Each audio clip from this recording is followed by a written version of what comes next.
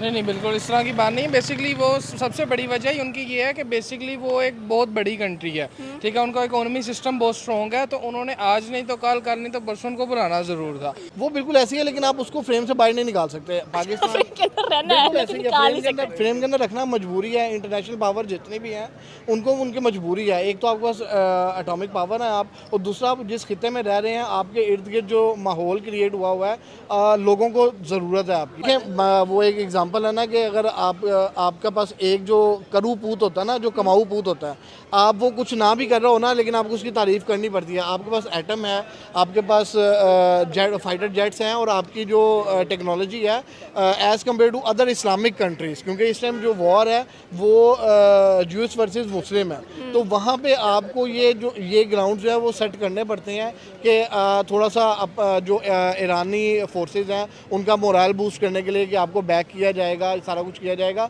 लेकिन मेरा नहीं ख्याल कि पाकिस्तान इस वॉर में पड़ेगा। यही बात करेंगे पीएम ऑफ इंडिया की, क्या ही उनकी बात है, जब चाहे जहां चाहे वहां पहुंचते हुए दिखाई देते हैं। इस साल तो बहुत ज्यादा टूर हम लोगों को इनके नजर आए, एक बार फिर टूर करते हुए दिखाई दिए और के अंदर पाकिस्तान को सपोर्ट किया था। सेकेंडली डायरेक्ट कह लें कि साइड इश्यूज को डिस्कस किया जाएगा इस G7 मीटिंग के अंदर। जो लोग कहते थे कि भाई नरेंद्र मोदी को मीटिंग में इन्वाइट नहीं किया जा रहा, उनको इंडिया के लिए बहुत ज़्यादा बुरी बात है, ये 2014 के बाद हमारा प्राइम मिनिस्टर जाता है वहाँ पर, लेकिन इस बार ऐसा नहीं हुआ, तो उनके लिए मुझे लग रहा है कि अब बात बदल देनी चाहिए और अब उनको इन्वाइट किया गया है। तो अब जो कह रहे थे कि नहीं इन्वाइट किया गया, वो लोगों को काफ़ी रोते हुए दिखाई दे रहे होंगे अब तो। नहीं, वो बात आपकी बिल्कुल ठीक है कि मतलब अब दुनिया की जो है वो एक अच्छी इकोनॉमी वाला मुल्क है, तो ऑब्वियसली वो वहाँ पे जो है उन्होंने जाना था, और वहाँ पे जो भी मामला जो होने थे उनके, वो एक मतलब एक अमीर मुल्क है और तरक्की याफ्ता मुल्क के वो जो उसकी दौड़ में है शामिल हो रहा है, तो उन्होंने उसके लिए उसे बुलाना था। वो तो अंडरस्टूड सी बात थी।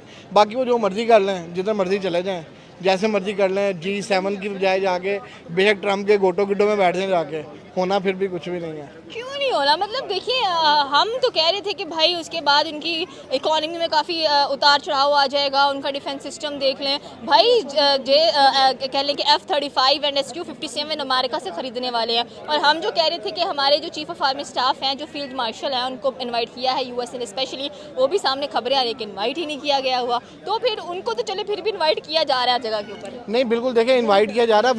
वो जिस वजह से इनवाइट किया जा रहा है वो है इंटरनेशनल जो कॉन्फ्रेंसी है, जो थ्योरी है उसके मुताबिक। मतलब अब जो ईरान और इसराइल का मामला चल रहे हैं, उन्हें उस साइड पे, यूरोप वाली साइड को, यहाँ पे कोई मुल्क तो चाहिए ना जिसकी वजह जिसकी प्ली लेके वो अटैक करेंगे, क्योंकि पाकिस्तान तो फुली सपोर्ट नहीं करेगा। मुस्लिम ब्रदर है, पाकिस्तान भी मुस्लिम कंट्री है, ईरान भी मुस्लिम कंट्री है। और रही बात आपकी, अगर वो तैयार होंगी वो F-35 ले लें, कुछ भी ले लें। मेरा पहले भी एक ही बयानिया था, अभी भी एक बयानिया है कि टेक्नोलॉजी जितनी मर्जी अच्छी ले लें, उसको चलाने वाला बंदा चाहिए, जो पीछे जो दिमाग है वो बैठा होगा, तो वो चलाएगा टेक्नोलॉजी से कुछ नहीं होता, उसके पीछे चलाना आना चाहिए उन्हें बेहतर है कि F-35 लेने की बजाय फ्रांस वाली कंपनी से रब्ता करें कि राफेल अच्छी तरह चलाना सीख लें पहले। जो ग्लोबल इश्यूज़ हैं उन पर डिस्कशन करते हैं कि ग्लोबल इश्यूज़ में पॉवर्टी भी आ जाती है, ठीक है, वो भी आपको नज़र आती है, क्लाइमेट चेंजेस बहुत ज़्यादा नज़र आ रही हैं हम लोगों को। तो इस पर डिस्कशन करने के लिए स्पेशली कह लेंगे पीएम मोदी को भी वहाँ पर इन्वाइट किया गया है। तो क्या सोल्यूशंस निकलेंगे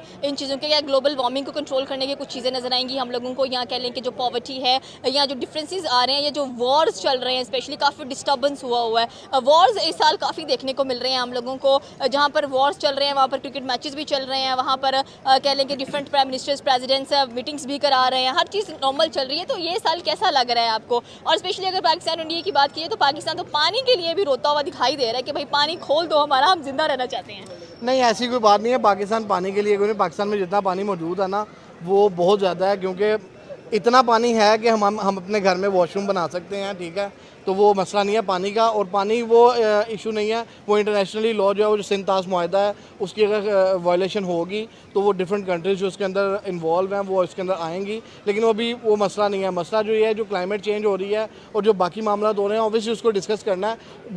1/3 दुनिया की पॉपुलेशन है, सेकंड नंबर पे, आई थिंक अब तो फर्स्ट नंबर पे मोस्ट पॉपुलेटेड कंट्री है इंडिया। तो वो उसको ऑब्वियसली उसको वहाँ पे बुलाएंगे, और वो जितने भी वो स्मोक इश्यूज़ हैं और वो बाकी सारे इश्यूज़ हैं जो केमिकल फैक्ट्रीज चलती हैं, उसके ऊपर डिस्कशन होगी। और वो मतलब उन्हें बुलाना उनकी मजबूरी है, क्योंकि वो उन्हें बुलाएंगे, उन्हें कहेंगे कि भाई इसको इस तरह से आप अपने जो हैं जो चीज़ें हैं उसको मेंटेन करें, और जो लॉज हैं उसको आप उसके ऊपर इम्प्लीमेंट करें, ताकि जो इंटरनेशनल एनवायरनमेंट जो चेंज आ रहा है उसके अंदर ज़रा थोड़ी सी तब्दीली आ जाए। तो वो COP27 की बात करते जो कि दुबई में हुई थी, वहाँ पर भी क्लाइमेट चेंजेस के बारे में काफ़ी जिक्र किया गया था कि क्लाइमेट एक मुद्दा बनता जा रहा है, क्योंकि आप देखें इस बार सर्दियाँ भी इतनी नहीं थी और गर्मी फ़ौरन से बहुत बुरी तरीके, स्पेशली एशियन कंट्रीज़ की हम लोग बात करें तो we were suffering both the same situations. और सेकेंडली अगर बात की जाए तो भारत को सबसे बड़ा विश्व गुरु कहा जाता है। विश्व गुरु का मतलब होता है उस्ताद, टीचर जो सिखाता है। तो आपको लगता है कि भारत दुनिया को सिखा रहा है रहन सहन के तरीके, और इसी वजह से शायद इसको इन्वाइट भी कर लिया जाता है कि चले यहाँ पर भी आकर इंडिया कुछ ना कुछ सिखाएगा ही? नहीं, बिल्कुल इस तरह की बात नहीं है। बेसिकली वो सबसे बड़ी वजह ही उनकी ये है कि बेसिकली वो एक बहुत बड़ी कंट्री है, ठीक है। उनका इकोनॉमी सिस्टम बहुत स्ट्रॉन्ग है, तो उन्होंने आज नहीं तो कल नहीं तो परसों उनको बुलाना ज़रूर था। उसमें ये नहीं है कि किसी का ऑनर है या इस तरह वाली बात नहीं है। वो एक बड़ी कंट्री है, उसका जो है वो इंफ्रास्ट्रक्चर उतना बड़ा, तो उन्होंने उनको बुलाना ही बुलाना था डिस्कशन के लिए। बुलाते हैं कि इनकी इकोनॉमी बहुत स्टेबल नजर आ रही है, चौथी बड़ी इकोनॉमी है, उसके बाद उनकी पॉपुलेशन बहुत ज़्यादा है, एंड हर कोई चाहता है कि इंडिया जाए और पैसा कमाए। ये मेन बात है। बिल्कुल इसी तरह है। अब जैसे तो वहाँ के जो बिजनेसमैन हैं वो बहुत बड़े हैं। वहाँ का नॉर्मल पीपल जो एक इन्वेस्टमेंट कर रहा है, उसकी इन्वेस्टमेंट एक पाकिस्तान में एक वेल नाउन बिजनेसमैन से ज़्यादा बड़ी उसकी इन्वेस्टमेंट है। तो वो वहाँ की इकोनॉमी बहुत स्ट्रॉन्ग है, आप उससे कम्पीट नहीं कर सकते। तो उनको जो है उन्होंने बुलाना ही बुलाना था। इसमें ये नहीं है कि लाइक इंडिया का कोई अपना है, लेकिन उनकी इकोनॉमी बहुत स्ट्रॉन्ग है, उनका इंफ्रास्ट्रक्चर उतना बड़ा है और उनके जो है पॉपुलेशन उतनी ज़्यादा है। तो इश्यूज़ पे बात करने के लिए उनको 110% उन्होंने बुलाना। बिल्कुल इश्यूज पर बात करने के लिए उनको बुलाना पड़ेगा। पाकिस्तान में इस इनविटेशन क्यों नहीं गया?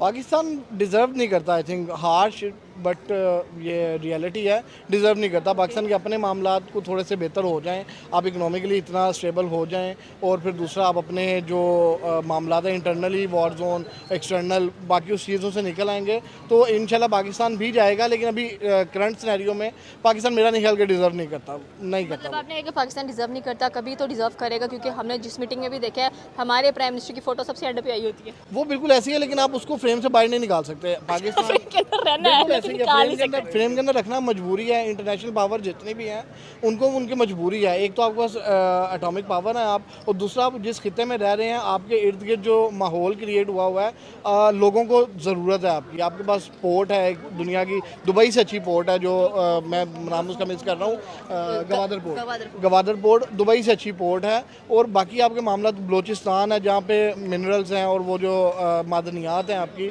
वो इतनी ज़्यादा हैं कि वो आप पाकिस्तान को वो फ्रेम से बाहर कर नहीं सकते। चाहे उन्हें लास्ट पे रखें बट नॉट द लीस्ट, वो लाजमी रहेगा। लेकिन हमारे अपने जो मामलात को जिस तरह के इंटरनली इस तरह की चीज़ें हैं, करप्शन कह लें, उसके ऊपर आप लॉ एंड इन्फोर्समेंट की नाअहली कह लें, कुछ भी कह लें, लेकिन वो चीज़ें इस तरह की हैं कि आप कुछ ना करके भी अभी तक आप फ्रेम में मौजूद हैं, लेकिन अगर आप कुछ करेंगे तो होपफुली आप फ्रंट पे भी आ सकते हैं। बिल्कुल आपकी बात सही है कि कुछ ना करके भी आप फ्रंट पेज पर रूल करें, कुछ करेंगे तो पता नहीं शायद फ्रंट पेज से बाहर चले जाएंगे। हो सकता है पाकिस्तान की हालात ही ऐसी नज़र आ रही है। लोग पाकिस्तान अनप्रिडिक्टेबल है, कुछ भी कर सकता है हर फील्ड के अंदर, चाहे वो क्रिकेट है, चाहे वो पॉलिटिक्स है, चाहे वो वार है, कुछ भी है। पाकिस्तानी नेशन, पाकिस्तान के कंट्री जो है ना वो अनप्रिडिक्टेबल है, वो कुछ भी कर सकता है। अभी वो कुछ नहीं कर रहा, इतने मसले मसाइल होने के बावजूद भी दुनिया को आपकी ज़रूरत है।